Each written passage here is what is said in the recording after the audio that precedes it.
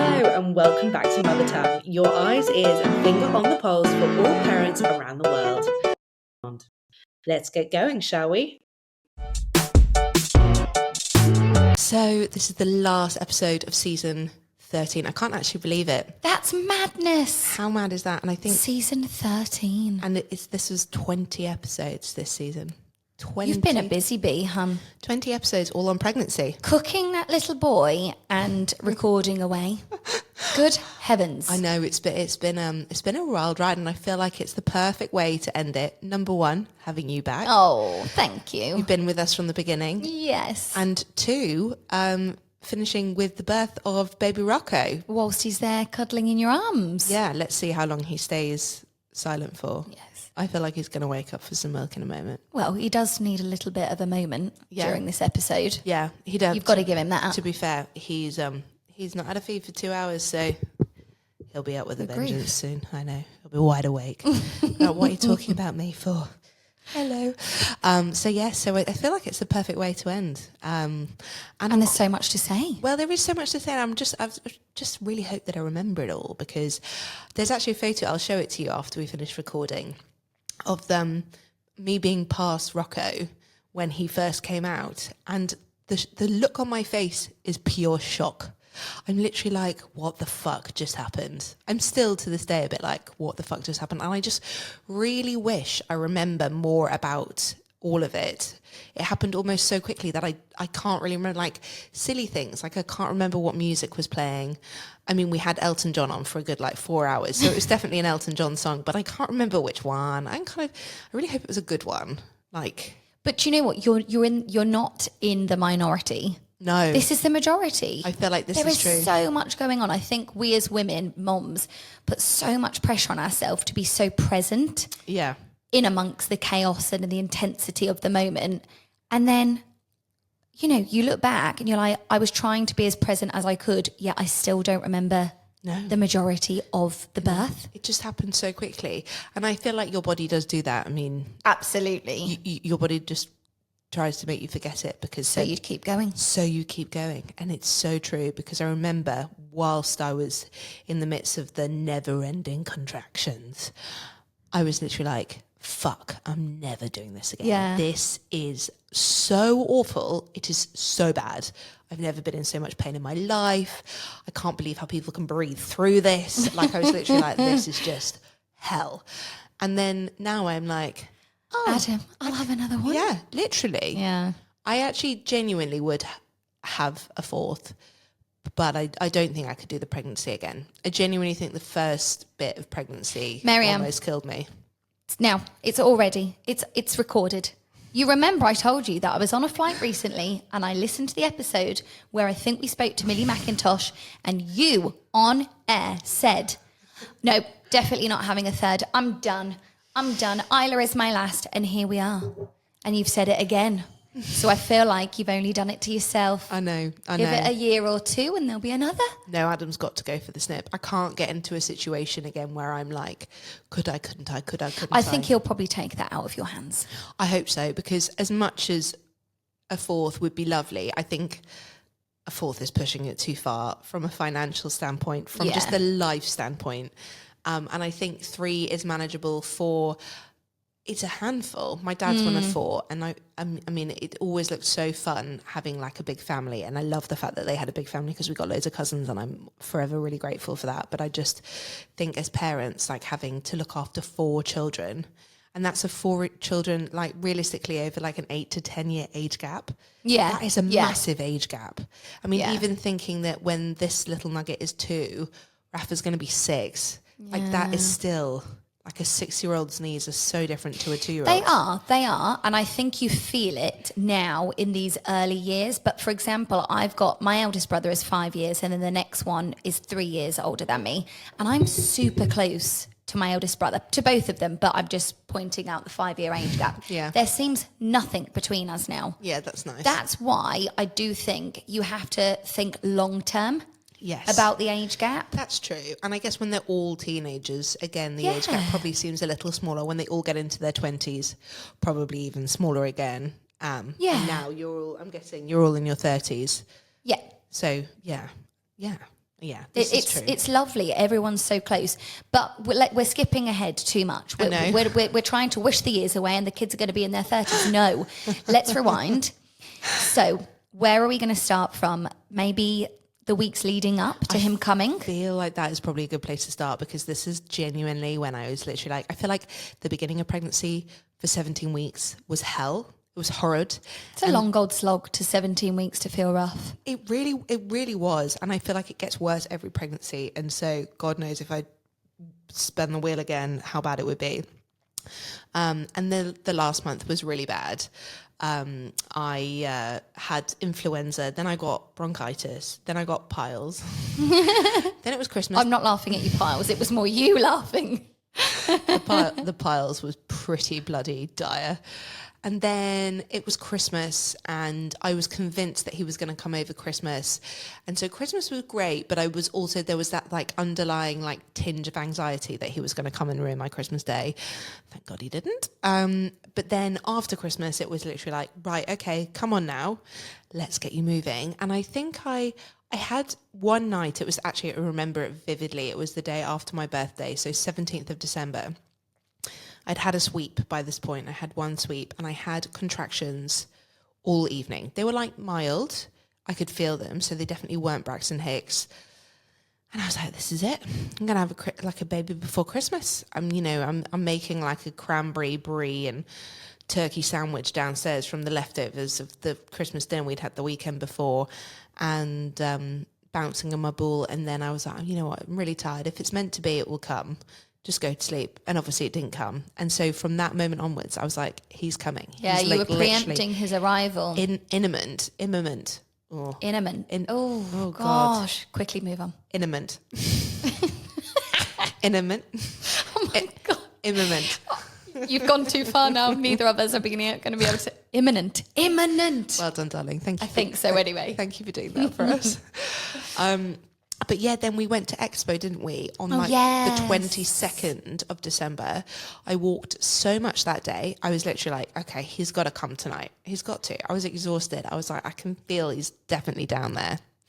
Went to the doctor the next day. They were like, no. Closed. Yeah, well, I was 1 centimetre dilated and my cervix was open, but it was still long, not soft, which, these are words that I've heard forever and ever and ever. And I was literally like, holy shit, like, I mean, I know it could all change in a moment, but I was like, it's not looking likely. So the weeks before, so post-Christmas, I mean, I must have gone for a sweep every other day. I think I had 7 in total. I can't believe you'd had a sweep on the 17th. When you just said that, then I was just calculating when he actually arrived, and I was like, that's mad. I know. I had 7 sweeps. 7 sweeps. In total. Oh my God. 7 sweeps. I saw you coming every other day. Literally. Here she comes again. Literally. They were like, oh, you're back. I was like, yeah, I am back. So today she told me it was okay to come back. So here I am. I'm here. Sweep me. But yeah, I went for 7 sweeps and I did it all again. I mean, to be fair, I did a couple of rounds of reflexology. It didn't work. And then I ended up just doing like nice massages because I was like, you know what, just relax these last few weeks. Do all the things that make you feel happy about life. I didn't do any acupuncture this time, but some of the really great things that I did / not so great. You just hit your head, darling. Right, let's bring you up here. One of the things that I bumped into a neighbour of mine, and she was like, on the day that my daughter arrived, I drank a very concentrated infusion of raspberry leaf tea. I put 20 tea bags in a litre of water, stewed it for an hour and then drank it and then went into labour. I did that 3 times. Do you remember I came over and you'd got all those tea bags in the saucepan? It was disgusting. It was so disgusting. But you forced it down. But I did. I did all the sniffing of the clary sage to the point where I think it gave my husband allergies. Oh. I remember we woke up one morning, his whole face was like swollen, and he was like, why am I so swollen? What is that smell? And I was like... Not me, hun. Not me. Did you do the spice? Like spicy food? Yeah. Yeah, I did all of that. You did the dates? I did not so much really. The dates. But I also got the breast pump out at one point. Oh, yeah? Started pumping for a bit of, like, nipple stimulation. Yeah. Tried to get some colostrum. That didn't work. That was a massive fail. So yeah, no, we did it all. Nothing really worked, to be honest. And then 5 days past my due date. So we actually obviously saw each other that morning. I went for a sweep and then I went to meet Ellis at the beach and we took the kids for a walk. I mean, when we say a walk, the kids... They were scooting miles ahead. If anything, they were the ones pushing you to walk further. True. But we probably did a kilometre with them. We probably did a kilometre ourselves anyway. And then it was actually my step-granny. She messaged me and she was like, do you want to come up for dinner tomorrow night? And I was like, if I still don't have the baby, yeah, we'll come. She was like, just go and have a spicy curry and have 2 gins. You'll be fine. So I didn't do the spicy curry, but I came home and that afternoon I had 2 gins. And I started going to labour that night. And actually at lunchtime, I had a head massage. I feel like that did something for sure. But yeah, I woke up at midnight, which again, I feel like I love that all these babies are born in the middle of the night when really you need to sleep during the night and have babies during the day. But anyway, I woke up at midnight and I was like, oh, this is a contraction. I had a few and I was like, right, I'll start timing them. And they were about 10 minutes apart, quite consistently 10 minutes apart. And I was like, well, this is a good sign. So were you using your Freya app? I was using my Freya app. The Freya app is so good. And then I got into the bath. Did you wake your husband up? No, at this point I didn't. I was surprised at that, by the way. Yeah, well, I didn't want to jinx it. Yeah, fair enough. Okay. I feel like when you're waiting for the inevitable to happen, you actually start to believe the inevitable won't happen and the baby won't ever come out, which I know is... And he'll just live there forever. Physiologically not possible. But I genuinely thought that they would have to intervene in some way, shape or form to get him out. And I know that's really stupid, but I'd kind of got it into my head that it was just not going to happen naturally or normally. So you were in the shower. It's past midnight. Bath. You went into the bath. I went into the bath, had a long bath, poured some clary sage all into the bath, and sat there, washed my hair, and then by the time I got out, I was still timing the contractions, and they were about 5 minutes apart. Some were 4 minutes, most were 5 minutes. Love how fresh you are at this point. Well, I was kind of a bit like, you haven't washed your hair for a few days. I had a head massage in the middle of the day, so my hair was greasy. So I was like, no. Slick back look. Exactly. I was like, you want to be fresh to meet the baby. Ovs. So I think then about 2:00, I woke up Adam. I was like, they were about 4 minutes apart. And I was like, I think I'm in labour. He was like, oh. I was like, yeah, are you ready? Like, have you got some stuff sorted? He was like, no. I was like, cool beans. Classic. I was like, to be fair, you don't need anything. You don't need to pack a bag because you're not going to stay. Like, just get a few, bits. Essentials, snacks. Yeah. Anyway, he starts, obviously, he was like, do we need the passports? I was like, I have no idea. He was like, okay. He then couldn't find the passports. He then put the passports down, couldn't find where he put the passports. I was like, we need to, he went into proper panic I'm mode. shocked at this. I am shocked. Why were all the documents not already in the bag? This was the 3rd time you were in this situation. I think he, again, was also in denial. He was like, I don't understand. It's the middle of the night. Why is the baby coming now? I was like, well, the baby's decided that the baby wants to come now. So my goodness. This is what's happening. Anyway, I was like... So chop, hun. Yeah, hurry up. I was like, can you go and get our nanny, please wake her up and just ask her if she can come in? And I'd asked her to make up the spare room days ago just to, just in case. She hadn't done that, so that was her own fault. I don't know what she did, to be honest. And then yeah, we went to hospital. We got there at about 3, I think. They checked me and they were like, yeah, you're 5 centimetres dilated and your cervix is soft. And I was like, these are words that bring music to my ears.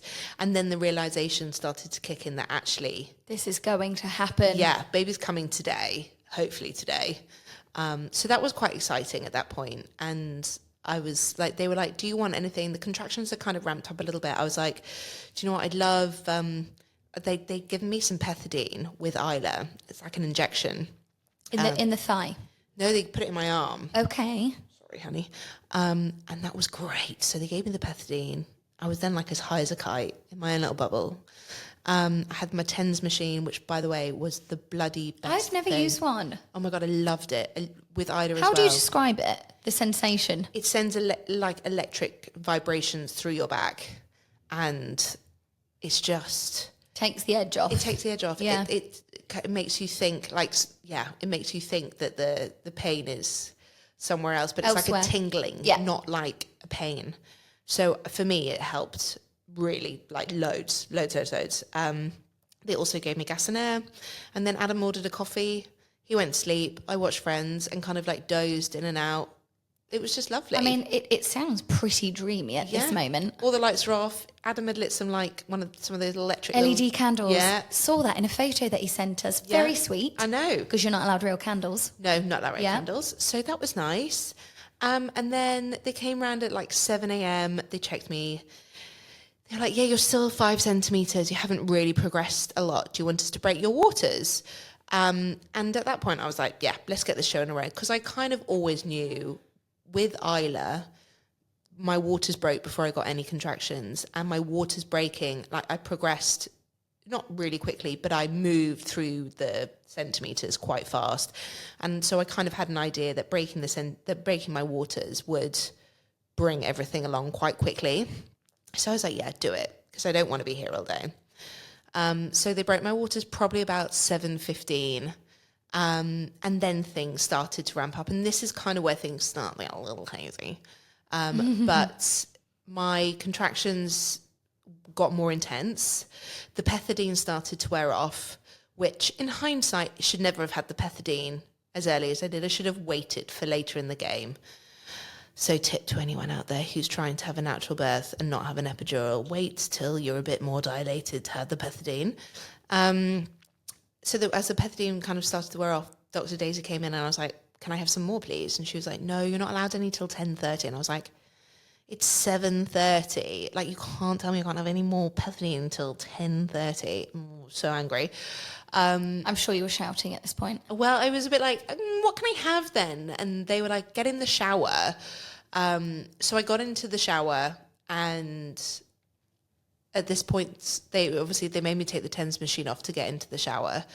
And then as soon as I got into the shower, the gas and air ran out, literally, as soon as I got into the shower. And I was literally like this. What, had you taken the gas and air to the shower with you? They had like On a wheelie? Yeah, exactly. Fabulous. Yeah, it was until it ran out. And I was like, this can't be happening. Like, I've got no pain relief here. Also, weren't you alone?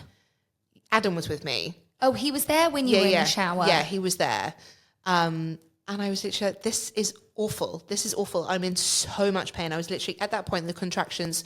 So now we're probably at like, I mean, I would say we're getting on close to 9 when I'm getting in the shower.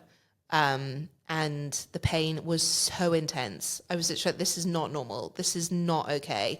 And they were like, it's because you've been snorting too much clary sage. Your uterus is going crazy. I was like, fucking bullshit. I was like, wash it off me then. I'm like scrubbing myself in the shower, like, get the clary sage off me. And yeah, I was like, this can't be. I must be close. I must be close to the end. Because at that present moment, you'd obviously just been checked and they'd said you were 5-6 centimeters, right? They said when they broke my waters, I went up to 6 centimeters and got in the shower at 6 centimeters. I then got out the shower finally, and I was like, check me. And she was like, yeah, no, I'm really sorry, you're still only 6 centimeters. I was like, are you fucking joking? I can't be 6 centimeters. This is so painful. I was like, you need to give me more drugs. You have to give me some more drugs. And they were like, what do you want then? I was like, well, what are my options? And they were like, you can have an epidural. I was like, give me the fucking epidural now. And she then said, we can give you some more pethidine. She was like, Dr. Daisy's gone. The doctor on call has said that you're okay to have some more pethidine now. So let's say it's 9 o'clock, maybe just gone 9. And they came in, they gave me the pethidine. And I was like, it's not, how long does it take to work? They're like 20 minutes. I was like, oh my fucking God, I'm dying. And then the urge came to push. And I was like, I'm going to poo myself, guys. I'm going to poo myself. And they were like, you're not going to poo yourself. And I was like, no, I need to push something out. And they were like, you're fine. Nothing's happening. I was like, genuinely. And so my body just took over and I just started pushing. And they were like, stop pushing. And I was like, I can't. And then I could feel his head, or I mean, it was either a really large poo or his head, and I took the initiative that it was his head, and I was like, his head's coming out. They were like, no, it's not. And I was But like, hold on, check. paint the picture of where you're stood. Are you sat down? Are sat. you lay down? I'm sat on the bed, and I'm not even sat in like a very good position. Like on the side? I'm kind of like curled up in a ball because I'm in so much fucking pain. Like a fetal position? Almost, yeah. Like my legs are kind of like caught up. I think at the point where I pushed, I kind of raised up and like sat on my knees. And I was like, his head's coming out. Anyway, she checked and she was like, oh my God, his head is coming out. I was like, yeah, I know. And then she panicked and she said to Adam, she was like, call the emergency button now. So then Adam panicked. Adam couldn't find the emergency button. He was like, can't see it. Where is it? And I was like, fucking hell, guys. She didn't even have her gloves on. She was like, you need to calm down. I was like, I can't calm down. I'm in like in the middle of like pushing. To somebody, stop pushing. Literally. The body does take over at that point. What do you want me to do? Suck his head back up? I mean, genuinely, I was like, there's no going back now. And she was like, you're going to tear yourself really badly if you don't like calm it down a little bit. Right, okay. Give the body a little time to, exactly. adjust. So I think at this point, this is where it all kind of gets a bit blurry. I think at this point, they got me on my back. And I can't remember where my legs were. I don't think they were in any form of stirrups or anything. I think I was just on my back and they were like, right. Daisy then came in when his head was out. And I think Adam said, yeah, you swore quite badly at Daisy. I was like, oh, this is my doctor, by the way. Poor Dr. Daisy. And apparently I just said to her, she was like, are you okay? I was like, get this fucking baby out of me now. And so she came in and she was like, right, one more push and he'll be here. Make it a big one. And the next contraction came and that was it. It slid out. And because Isla was, she got stuck at 9 centimetres for ages and ages and ages, and her shoulder got stuck, and it was a bit of an effort to get her out. And when she came out, they cut the umbilical cord and took her off straight away and gave a little chest massage to get her breathing properly, and because she didn't come out crying. This time, he came out, and they literally were like, and here's your baby. And I was like, and then the way that they just pass you the baby, and you're like, oh my goodness. Literally, and my face is pure like, what the fuck just happened? What just happened? So they passed him over, and then we had proper skin to skin and proper delayed core clamping, which again, I never really had before. And I don't think I was ever like really adamant that this is what I wanted, but it was so nice. And then Adam cut the cord. They gave me the injection. The placenta took forever to come. I'm really shocked at this. You So remember am I. you said it was over an hour? Yeah, I'm shocked that it took that long with the injection. They kept coming back and saying, like tugging on it to see if they could get it to come. And it just wasn't coming at all. And then the thing came out and I was like, holy mother of God. That is bigger than another child. That's an alien. Yeah. Like, oh my God. You had a good look. Grim. Yeah, well, I said to Adam, I was so the problem is obviously they'd given me the Bethadine and then he came like 3 minutes later. So by the time the Bethadine kicked in, the baby was here and I was totally out of it. Like, high as a fucking kite. Oh, that's exactly what Rocco thought of that. Oh, milk. Mummy was high as a kite when I came into the world.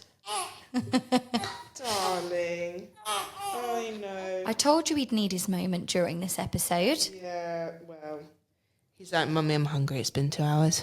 It's been longer than 2 hours. Oh, bless him. So the placenta came and then hopefully you came down from that cloud that you were sat on. Well, do you know what? I don't really remember coming down. I reckon we got a photo at 9:45 and Adam said that Rocco was born at 9:15. And I did think, wow, they are on it. It must have been a good birth for them to be taking selfies and sending it to us. And now I understand the full story. You were probably high as a kite when he sent that photo. Totally. It took me like... Which that makes me laugh even more. It took me like an hour to stop the TENS machine from like vibrating on my back. Just left it on. I think I had a nap with it on. Oh gosh. So yeah, no, it was full going. But a couple of things that I actually thought were really good. So someone told me before I went in that you can ask not to have the cannula put in, and you don't have to wear it, which is one thing I did. And my God, that made such a difference. Not feeling like I had something hanging out of my Were you arm. also monitored the whole time? I was monitored the whole time. They wouldn't let me not do that Okay. because of the previous C-section, which Right. was quite annoying. But it was wireless monitoring, which was great. Oh, fab. So I just wore the bands, and then I could roam around the room. So occasionally, like, the bands would fall off or become... Or they move or... Yeah. But in a weird way, it was quite reassuring because obviously we could always hear the baby's heart rate, and they were monitoring the contractions. So I was kind of like, it's not making a massive difference to my life. So that was all okay. And actually, the midwives were also great at Parkview. I delivered him at Mediclinic Parkview, and and I think they were, obviously, one of the midwives basically delivered him, and I think she was quite happy. She was like, I'm going to take this one. I was like, well done, you take it. But yeah, I don't really remember leaving the labour ward. I don't, like, they wheelchaired us out. What, the days after? Oh, sorry. Yes, to go on to the maternity ward. Yeah. They like, Adam took loads of photos, and none of it. You remember? None of it I really remember. I feel like I was so out of it, just obviously like just a general high, but also the team. You had also been up. You'd not had a full night's sleep. No. So you're probably a little bit, sleep deprived. And yeah, I don't even really remember. Like, I think we ordered sushi straight away, and I don't really remember eating it or anything. Like, I was quite out of it for that day, to be honest. It was just a wild ride, and genuinely, I mean, would I do it all over again? God, I don't know. Maybe it's a bit early to ask you that, but maybe it is a bit too early. But it was definitely memorable. And you came out with it all intact. Yeah, which still can't believe that. I mean, maybe it was stretched so much from when Isla came out that it was just ready to just pop back out again. Because, yeah, he was a chunk. So he was 4.25 kilos. Isla was 4.4 and Rafa was 4.1. So he was kind of smack bang in the middle. And actually he was smack bang date-wise in the middle of both of them as well. Yeah. Rafa arrived on his due date. Isla was 8 days late. And he was 5 days late, so not quite. But I just feel like maybe I just make big babies, and that is just the fact of life. I think that is. And that's that. Which actually, now we're on the other side. As much as I kind of wanted a newborn who scrunched loads. Oh my gosh, sorry, Marianne. He definitely is scrunched up, like in that nice, cute little newborn bubble. Not quite as scrunchy as a tiny one. Oh, look at his little legs, though. They're all curled up. But I know what you mean, because I also have big babies. But they come out really nice and strong. Exactly. Strong and big tummies. Yeah. Which we love a big tum-tum. And that kind of helps everything, because, he's happy when he's fed and he's full. Yeah. Sorry, so let's bring this over here for a little bit. And now can you kind of believe that was like 10 days ago? No, it's wild. It's wild. And actually, now we're back in that kind of newborn phase, which it's hard. Like, there's lots of things that are so lovely about it, but it is a constant juggling act, and you're constantly like, okay, I've got 5 minutes. I must do these certain things. And there's certain things like charge your phone, have a pee, drink a litre of water. Yeah. It's like mundane, simple things. Your priorities change somewhat. Totally. And it's like the sense, like, I feel like I've achieved so much if in a day I manage to feed myself proper food, have a coffee, remember to take all my vitamins and like charge my phone, like simple things like that. Yeah. I'm literally like, oh my God, you're literally winning at life. It's amazing how quickly everything can just change. But then one thing I think that comes with being a third time mum is that that it's all just a phase and that everything changes so quickly. So I'm really trying to just embrace. And there's just not so much pressure on everything. No. You don't have that pressure to kind of like go out and meet another new mum for a coffee or something so quickly. Oh, exactly. I mean, you're just, far more relaxed. I'd definitely say that about you this time. Oh, it's been the dream. I've barely left the house. We left the house to go car shopping the other day. This has been the latest saga. And my husband's now, literally all he talks about is cars. He's like, okay, I've been to see this one. We test drove one yesterday. It came home with us for 24 hours. And now the kids are like, we must get this car. It's so cool, mummy. I'm like, for fuck's sake. Boys and their toys. At least that'll be keeping Rafa entertained. 3 car seats and the car What did you do about that? Well, we're doing it now. Oh, this is it. We thought that the car would be fine, but now we've actually got 3 in it. It's just They're not in a row. they are in a row. Oh. But Rafa's on a booster seat. Right, okay. Getting the seatbelt into the booster seat with Rafa in it is near impossible because there's 3. Yeah, you have to fully climb in the back, which is tight. Oh. Yeah. So he could go in the boot of the car, Yeah. in the seats that are in the back. But Does he want to? with the other 2 car seats in the car, you can barely bring the car seat forward to get him into the back of the car, which we didn't think of. And he could probably sneak through, but he can't belt himself up. And so if you're by yourself, let's say I am with 3 kids, you've got to maneuver the car seat out. You've got to put one kid in the back of the car, which means where does the other kid go when you're putting that kid in the back of the car? So logistically, it's just not, they're not old enough to be responsible enough or old enough to put their seatbelts on or old enough basically to do anything. So as much as I don't want to get rid of my car because I actually genuinely love my car, we just need a bigger car. It's a work in progress. You're still figuring it out. And also, you're not out and about with Rocco loads. No. So it's not a massive issue. Yeah. But I think we're going to get something with captain seats. I've heard of these. Are these the ones that all fit in the row? Well, no, so the captain seats, so the middle, so when you open the door, the seats there, is 2 instead of 3. And there's a gap in the middle. Yes. And you walk into 3 seats essentially in the boot. Okay. I thought that was the brand of car seat that all goes 3 in a row. I don't know what brand that is, but there is supposedly one brand. Oh, really? Yes, we will find out and you can link it. Oh, that's smart. Alana has them. Oh. Yes. So like maybe I need to ask her. And you can get the 3 in a row. But that, I mean, to have a runway through the middle that you can kind of walk, I mean, that's a game changer. Exactly. And you still have the 7 seats. Yeah. Because there's 3 in the back as opposed to 2. So it's basically just been switched around. This is a family bus. Yeah, it's huge.